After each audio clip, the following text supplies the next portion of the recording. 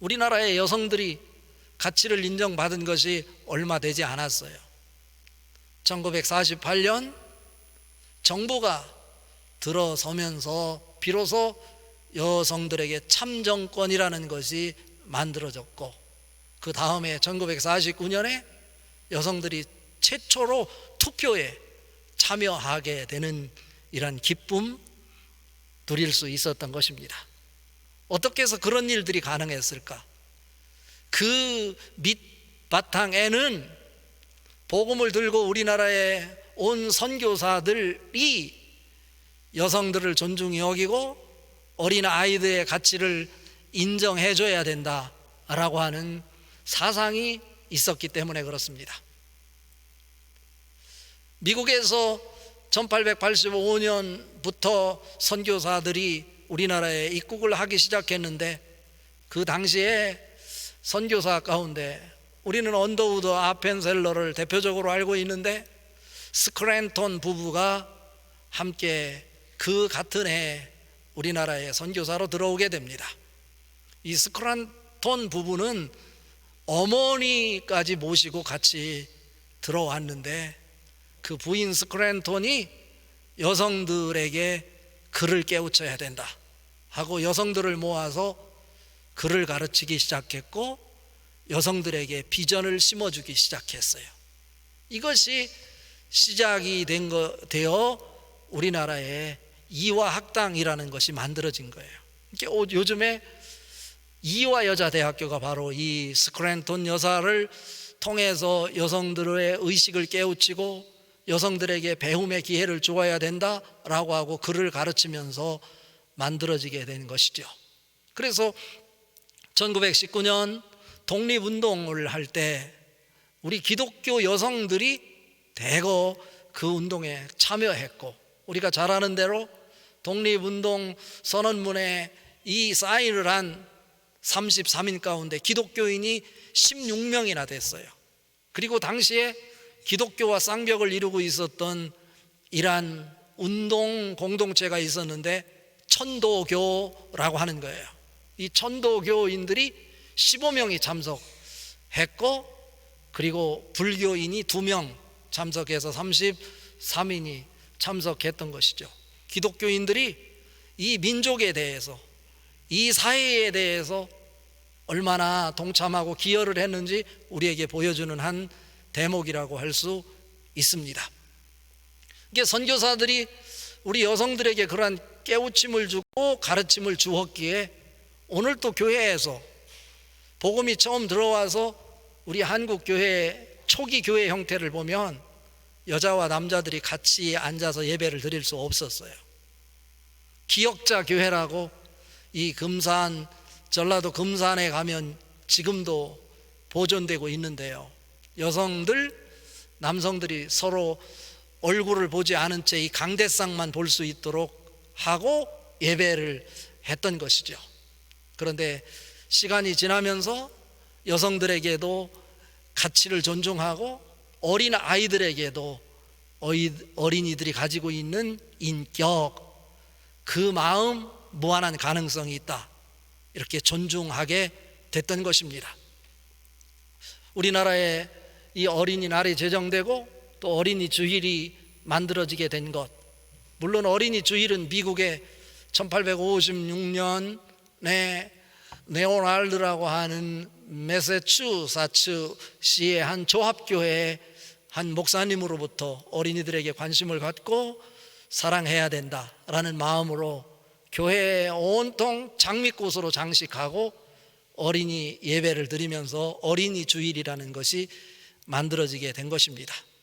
그 이후에 1868년에 미국 감리교회에서, 그리고 1883년에 미국 전역의 장로교를 포함한 교회들마다 어린이에 대한 가치를 인정하고 어린이 주일을 6월 둘째 주로 드리게 됐던 것입니다. 근데 우리나라는 어떻게 해서 어린이 주일이 만들어지게 됐느냐? 처음에는 6월 둘째 주 혹은 첫째 주 지켜지다가 우리도 5월 5일을 어린이날로 정하고 5월 5일과 가장 가까운 주일인 5월 첫째 주일을 어린이 주일로 이렇게 지키게 된 것입니다. 어린이날을 우리나라에서 지키게 된 데는 소파 방정환 선생님의 어린이 사랑 정신이 있었습니다. 당시에 조선 2조 500년 조선 사회를 이끌고 있었던 그 중심축은 무엇이냐면 유교 사상이었어요.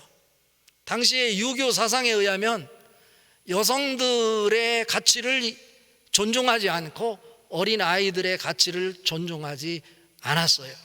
다만 어른들에게 공경을 하고 어른들을 잘 모셔야 된다. 여기에 집중하다 보니까 아이나 여성들은 설 자리가 없었던 것이죠.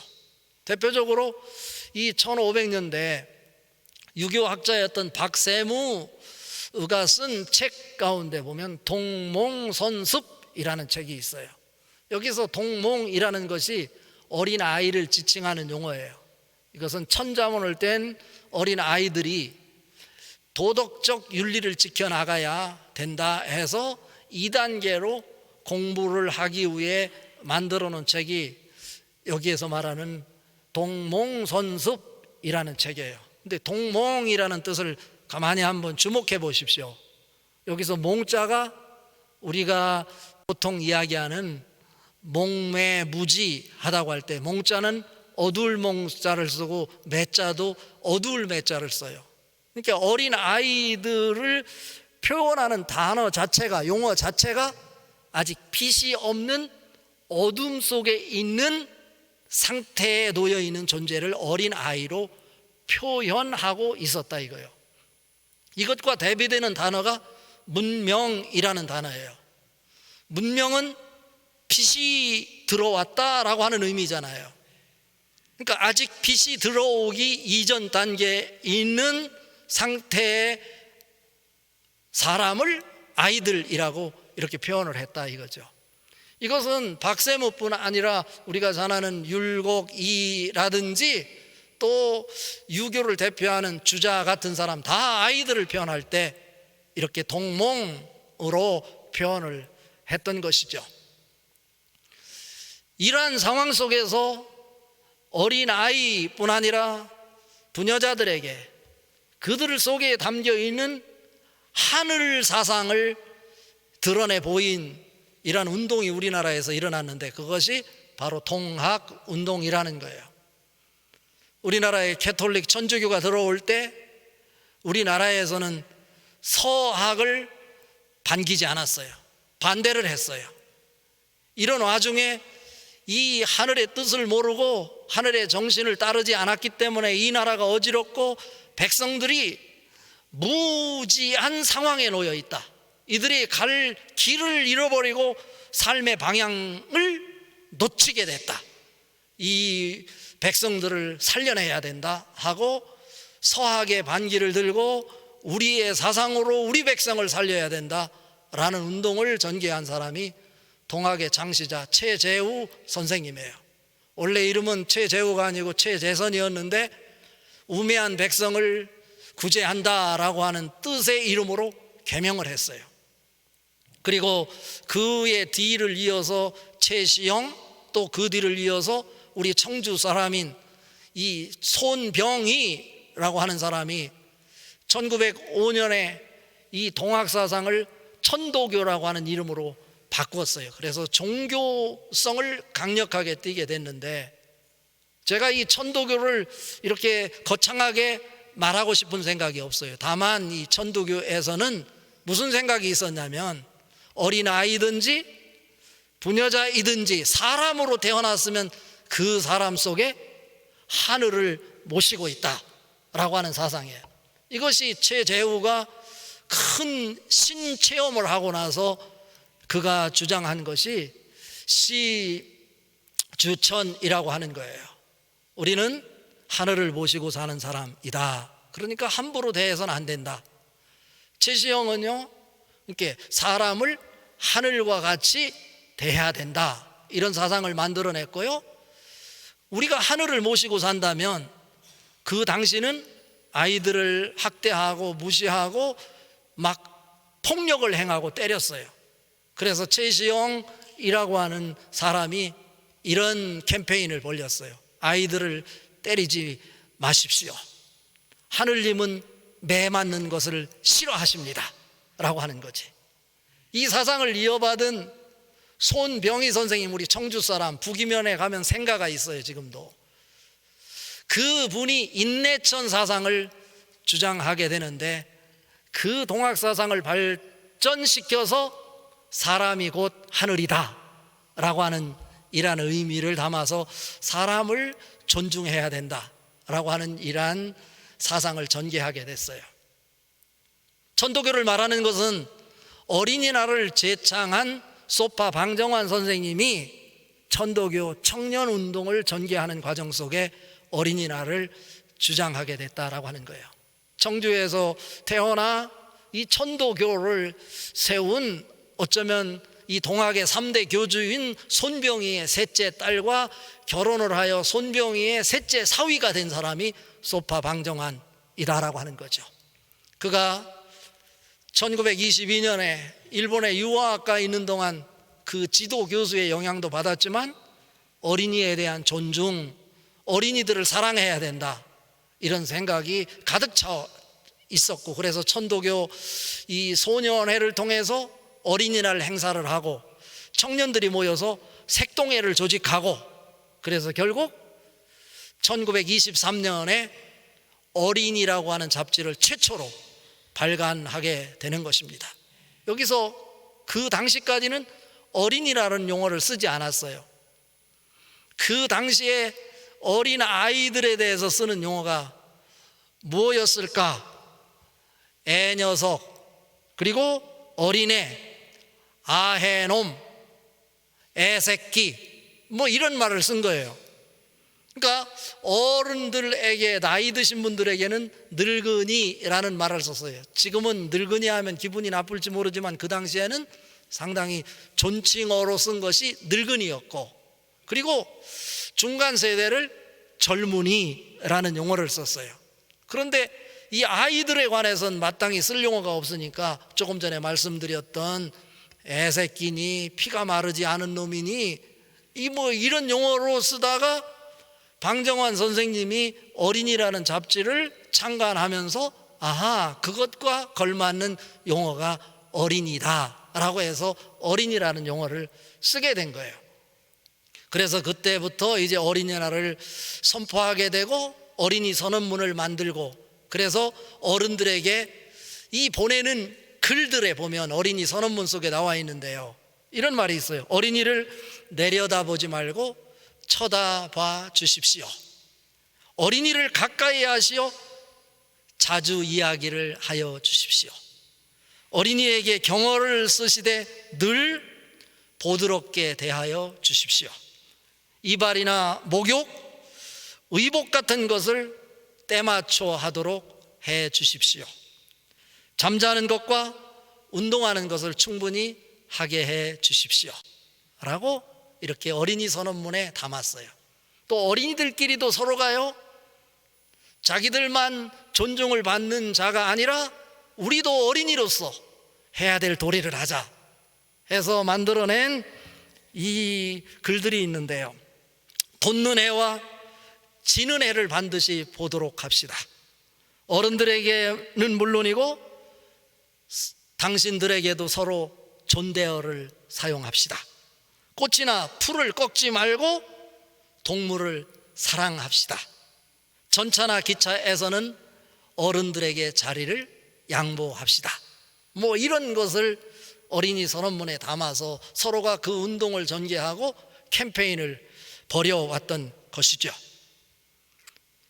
그렇다면 이렇게 가치가 있고 존중을 받아야 될 어린이들, 성서 시대에서도 어린이를 인정하지 않았다라고 하는 거죠.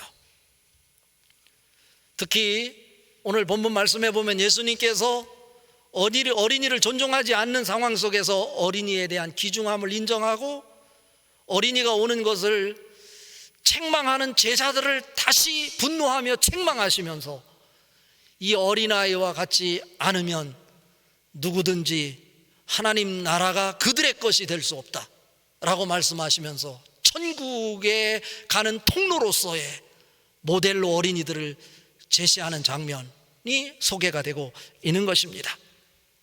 특히 한번 봅시다.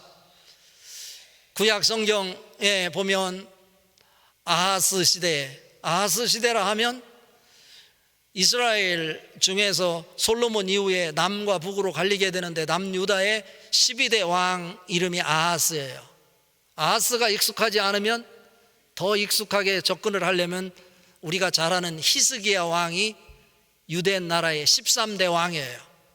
그럼 히스기야의 아버지가 아하스라고 이해를 하면 쉽게 와닿을 거예요. 그런데 아하스가 어떤 일을 벌이냐면 이스라엘에 가면 남쪽 남단에 으스스한 계곡이 있어요.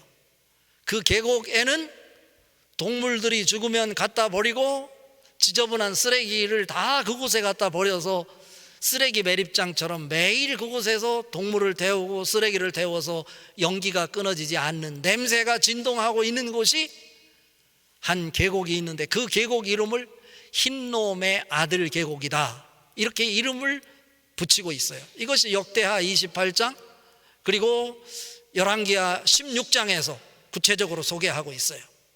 그렇다면 그곳에서 무슨 일이 벌어졌냐? 주로 전쟁을 자주 하고 살고 있었던 그 당시의 시대에 여성들이 이름이 거론되지 않고 아이들의 이름이 거론되지 않는 것도 전쟁에 참여하지 못하는 사람은 사람으로서 가치가 없다 생각돼서 숫자를 세는데 여성을 넣지 않고 18살 이하의 아이들은 그 숫자에 포함시키지 않았던 것이죠.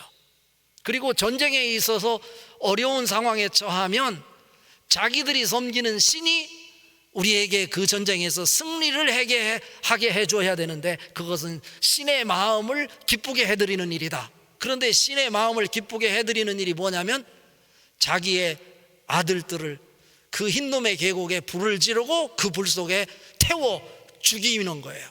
이것이 그들의 제의 형식이었어요. 생각을 해봐요. 아하스 왕이 자기의 적어도 아들들을 그 불에 태워 제의를 드렸다고 하니까 2명 이상을 그 불에 태워 죽였다는 얘기죠. 아이들을 데리고 가요.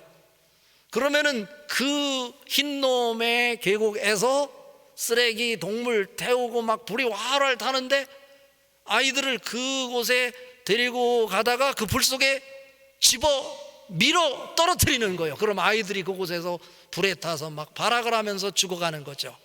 그것을 지켜보고 있던 아이들이 막 무섭고 두렵고요. 그래서 자기도 모르는 사이 입에요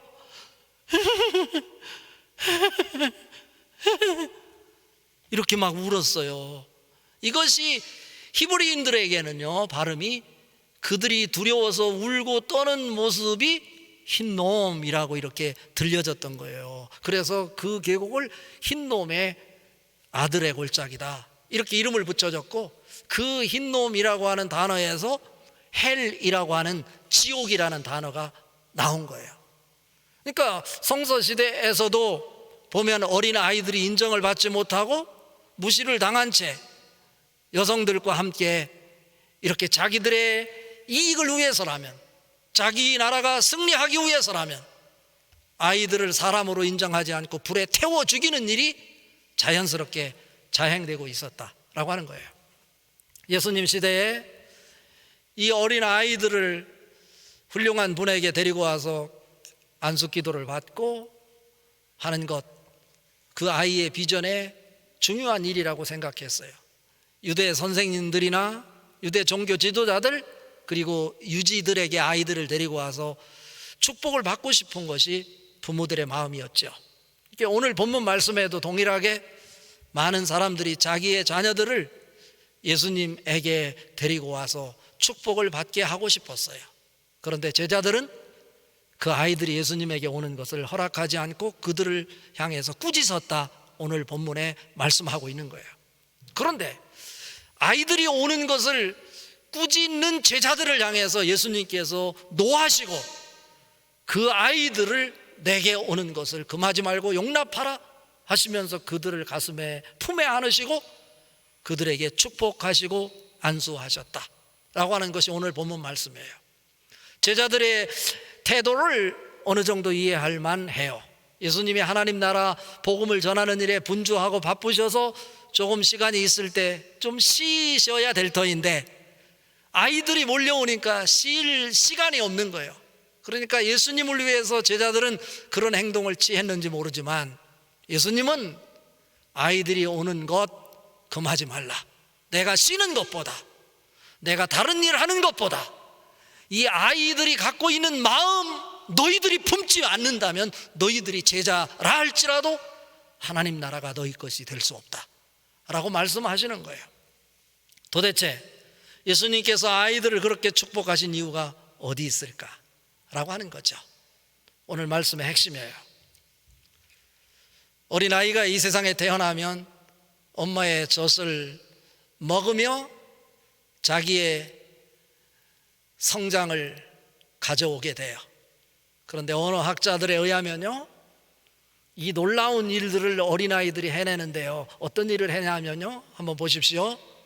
엄마의 젖을 먹으면서 뭐를 보냐면 엄마가 말하는 혀의 떨림을 본다는 거예요. 혀의 떨림. 다시 말하면요, 이것을 전문 용어로 mother tongues,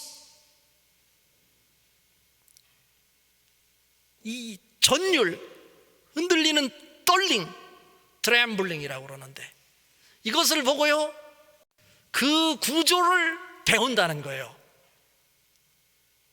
그리고요 또다시 엄마의 혀의 떨림 속에서 그 구조를 통해서 무엇과 연결시키냐면 사운드 심볼이라고 해서 엄마의 혀의 떨림 속에 나는 소리마다 기호를 매겨서 그것과 연결시켜서 의미 부여를 한다는 거죠. 그래서 결국 말을 배우게 된다. 이것이 2년 안에 다 맞춰진다는 거예요. 이게 놀라운 일이에요. 한번 생각해 봐요. 엄마의 혀의 떨림을 통해서 그 떨림의 구조를 파악하고 그곳에서 나오는 소리에서 사운드 심볼, 기호를 찾아서 그 의미마다 기호를 붙이는데 그것이 수만 단어가 되는 거예요. 그것을 언제까지? 2살까지 다 배운다는 거죠. 그리고 나서 또 2살부터 6살까지 하는 것이 있는데 그 사운드 심볼의 구조 속에서 찾아진 언어의 의미를 뭐와 결합시키냐면 문자와 연결시켜서 그 문자의 의미를 찾아낸다는 거예요. 놀랍지 않습니까? 이것은요 우리가 초등학교에 들어가고 중학교, 고등학교, 대학교에 가서 평생 배우는 것들, 수학을 배우고 영어를 배우고 과학을 배우고 하는 모든 것들, 이 6살까지 그들이 놀라운 비약적인 언어 구조의 발전을 만들어냈기에 그 기초 위에서 그 공부가 가능하다라고 하는 거예요. 놀랍지 않습니까? 이것은 여러분뿐 아니라 세계에 있는 모든 어린이들이 그 6년 동안 배워내는 놀라운 배움이고 능력이다 라고 하는 거예요. 여러분도 그 과정을 거쳐오셨어요. 미국 하버드 대학교의 하버드 대학교 성장 발달 연구 프로젝트라고 하는 이 연구 논문을 통해서 3살부터 7세 아이들을 위한 사회성 발달 보고서를 만들어서 발표했는데 이것은 아동 심리학자하고 소아과 의사하고 이런 분들이 종합해서 만들었는데 대표 저자가 누구냐면 마거릿 바우어라고 하는 사람인데 그분에 의하면 수십 년 동안 자기가 접한 환자들, 어린이들 이렇게 실험과 연구를 통해서 얻어낸 결론인데 뭐냐면 생후 5살까지 5살까지 사회성과 두뇌 발달을 결정짓는다라고 했어요. 지금도 생존해 있지만 미국의 촘스키라고 하는 언어학자, 그는요 이 어린 아이의 이 2살부터 3살까지 아주 그 핵심인데요, 경험하는 것은 많지 않은데 의식 구조 속에 그것을 지식으로 만들어내는, 앞에서 설명한 거에 의하면 혀의 떨림 속에서 의미를 찾아내고 그 상징 기호와 소리 기호를 연결해내서 말을 만들어내는 것, 그 능력이 2살, 3살에서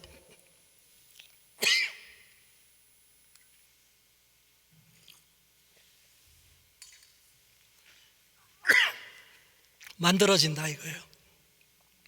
그리고 우리가 잘 아는 스위스의 인지 행동 발달 단계를 말한 삐아제, 그도 마찬가지예요.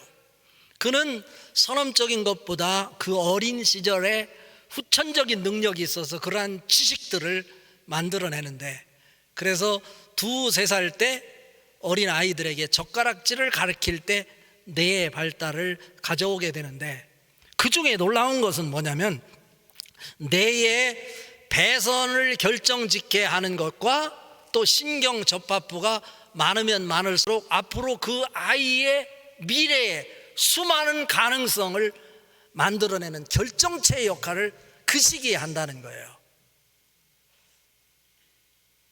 어려운가요? 아이고, 마틴 하이데거라고 하는 독일 철학자는 언어는 존재의 집이다라고 말했고, 그러니까 결국 뭐냐면 우리의 존재를 담아내는 게 언어이다 이거예요. 그럼 언어를 담아내는 것은 우리의 마음이다 라고 말했어요. 인류 역사 속에 20세기에 이룬 위대한 혁명이라고 하는 것은 바로 뭐냐면 이 어린 아이들이 그러한 일들을 발휘해내는 가치를 찾아냈고 여성의 참정권을 얻었다는 것, 이보다 더 큰 위대한 일은 없다라고 하는 거죠.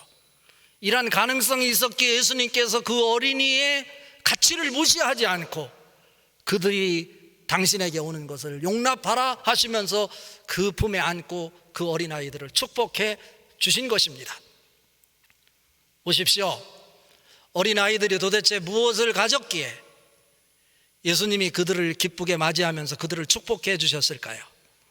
우리 마가복음 9장 37절 말씀 같이 한번 읽어봅니다. 누구든지 내 이름으로 이런 어린 아이 하나를 영접하면 곧 나를 영접함이요, 누구든지 나를 영접하면 나를 영접함이 아니요 나를 보내신 이를 영접함이니라. 아멘입니다. 이것은 제자들이 예수님이 예루살렘으로 가시기 위해서 이제 앞으로 자기가 이러한 일을 할 것이다 라고 말했더니, 제자들이 예수님이 예루살렘을 접수하면 자기들 가운데 누가 더 큰 자가 될 거냐, 큰 자의 논쟁을 벌이고 있을 때 예수님께서 그들 앞에 어린 아이 하나를 세우고, 이 어린 아이 하나를 영접하지 않으면 나를 영접하지 않은 것이다. 어린아이를 영접하면 나를 영접하는 거고, 나를 영접하면 나를 보내신 아버지를 영접한 것이다. 교훈을 해주셨어요. 그런데 그것 깨우치지 못하고 오늘 본문에 보니까 아이들이 예수님에게 오는 것을 책망하고 있는 거예요. 이것에 대해서 예수님이 또 분노하시는 거죠. 그리고 이어서 예수님께서 제자들을 책망하시면서 하시는 말씀이 오늘 읽은 본문 14절 15절 말씀이에요. 같이 한번 읽어봅니다. 예수께서 보시고 노하시어 이르시되 어린 아이들이 내게 오는 것을 용납하고 금하지 말라. 하나님의 나라가 이런 자의 것이니라. 내가 진실로 너희에게 이르노니 누구든지 하나님의 나라를 어린아이와 같이 받들지 않는 자는 결단코 그곳에 들어가지 못하리라 하시고, 제가 계속 말씀드리고 싶은 것이 이 대목이에요. 어린아이들에게 무엇이 있기에 예수님께서 어린아이가 당신에게 오는 것을 금하지 말고 용납해야 된다, 이런 아이가 가지고 있는 마음이 없으면 천국을 누구도 가질 수 없다 라고 말씀하시는 걸까? 라고 하는 거죠. 여러 가지가 있겠지만 그 중에 하나는 뭐냐면 어린 아이들에게는 선신앙 마음을 가지고 있다는 거예요. 선신앙이라고 하는 건 뭐냐면 어른들은 예수를 믿어도 자기의 생각과 자기의 경험과 자기의 방식으로 예수를 믿는데, 어린 아이들은 그러한 선 지식 없이 있는 그대로 받아들이는 마음이 있다는 거예요. 하나님을 얘기하면 하나님을 인정하고요, 예수님을 얘기하면 예수님을 그대로 인정하고, 천국을 얘기하면 천국을 그대로 받아들이는 마음이 있다는 거예요. 자기 생각이 없다는 거예요. 그리고 어린아이들은 모방을 잘해요. 그래서 유대 격언에 보면 집에서 아버지가 말한 그 말을 어린아이는 밖에 나가서 그대로 말한다, 이런 격언을 말하는 거예요. 그리고 어린아이들을 보십시오. 키워보면 알지만 3살, 4살, 5살, 6살까지요 높은 곳에 서 있는데 그 앞에 부모가 있으면 아빠 부르면서 자기 몸을 아빠의 품에 날려버려요. 뭐 때문에? 자기가 자기 몸을 날려도 자기의 아빠가 자기를 책임져 줄 거라는 믿음이 있어요. 그러니 자기 몸을 날리는 거예요. 이게 바로 어린아이의 마음인 거예요. 하나님을 절대적으로 믿고자 하는 그 마음이, 준비된 마음이 그에게 있다라고 하는 거예요. 그 마음이 결국 천국을 가는 마음 아닐까요? 마태복음 5장 3절, 심령이 가난한 자는 복이 있나니 천국이 그들의 것이며, 이게 아무 편견이 없는 거예요. 자기 생각이 없는 거예요. 오직 하나님 말씀하시면 하나님 말씀을 그대로 받아들이는 거죠. 그런 무한한 가능성, 하나님의 뜻을 품고 이 땅에 태어난 아이들, 그들에게는 2살까지 그리고 이어서 만 6세까지 이 우주로 그들 가슴을 가득 채우고 있다는 거죠. 그럴 때 그들이 보는 이 세계는 경이로움 그 자체라는 거예요. 그래서 아이들은 부모에게 이게 뭐지? 대답해주면 왜 그렇지? 자꾸 묻는 거예요, 끊임없이. 왜냐하면 보는 세계가 늘 새롭고 경이롭게 보이는 거죠. 그게 순수한 마음인 것이죠. 이것을 누가복음 2장 52절에 예수는 지혜와 키가 자라며 하나님과 사람에게서 더욱 사랑스러워 가시더라. 하늘이 만든 하늘의 지혜로 그 가슴을 가득 채워내는 거예요. 이런 아이들에게 우리가 할 수 있는 것이 무엇일까? 잠언 22장 6절 보면 마땅히 행할 길을 아이에게 가르치라. 그리하면 늙어도 그것을 떠나지 아니하리라 말씀하고 있어요. 디모데후서 3장 14절 15절에 그러나 너는 배우고 확신한 일에 거하라. 너는 내가 누구에게서 배운 것을 알며 또 내가 어려서부터 성경을 알았나니 성경은 능히 그리스도 예수 안에 있는 믿음으로 말미암아 구원에 이르는 지혜가 있게 하느니라. 할렐루야. 이 무한한 가능성, 그 어린 6세까지 그들 가슴 속에는 하나님의 뜻을 이룰 집을 짓고 있는 거예요. 그리고 하늘의 우주로 가득 채워져 있는 거예요. 그런 가슴 속에 하나님 말씀을 심어주고 하늘의 영이 담겨져 있을 때 그 마음에 세상의 지식으로 스마트폰을 통해서 찾아낼 수 없는 놀라운 일들이 일어나는데, 그게 뭐냐면 인사이트라고 하는 통찰과 감동이라고 하는 거예요. 로마서 8장 9절에 보면 만일 너희 속에 하나님의 영이 거하시면 너희가 육신에 있지 않고 영에 있나니 누구든지 그리스도의 영이 없으면 그리스도의 사람이 아니니라. 우리 속에 하나님이 들어오시면 이 우주가 전혀 새로운 세계로, 하나님이 보여주는 그 세계로 보이는 거예요. 이게 바로 하늘의 지혜고 통찰력 아니겠어요? 이것은 세상의 지식으로 스마트폰에 그리고 인터넷을 통해 알아낼 수 있는 것이 아니라는 거예요. 너희가 하나님의 말씀을 들을 때 가슴이 뜨겁지 않더냐? 이게 감동 아니겠어요? 하나님이 우리 속에 들어오셔서 인사이트 통찰의 사건을 일으킬 때 우리 속에 감동이 있게 되고, 그 감동의 가슴으로 세계를 바라볼 때 전혀 새로운 세계가, 경이로운 세계가 보여진다는 거죠. 그 사람을 바라보면 그냥 주고 싶고, 저 사람에게 뭐가 필요할까? 이건 계산하고 관계없는 거예요. 우리 전사님들 보면 양복 한 벌씩 사주고 싶고, 뭐 이게 무슨 계산이겠어요? 내 속에 뭐가 일어나니까 그분이 들어오셔서 인사이트 통찰과 감동이 있으니까 그게 하나님 마음인 거예요. 그 하나님 마음을 직접 그대로 실천하는 일이 내 삶 속에서 막 이곳저곳에서 일어나는 거죠. 오늘 우리 어른들이 다시 한번 어린이들의 가치를 인정하고 그들 속에 들어있는 하나님의 마음, 순수한 마음, 하늘을 그냥 조건 없이 믿고 싶은 그 마음, 우리들도 배우고 그 마음을 갖고 살아가는 어린이들을 사랑하고 그들에게 성경의 가르침을 주는 교회 학교 선생님들을 다시 한번 마음에 품고 기도하고 그 선생님들에게 감사를 나눌 수 있는 여러분, 또 우리가 가진 것, 내 속에서 통찰과 감동이 있다면 아이들을 가르치는 선생님들에게, 그리고 여러분 눈앞에 서 있는 아이들에게 무엇인가를 나눌 수 있는 아름다운 시간 될 수 있기를 바랍니다.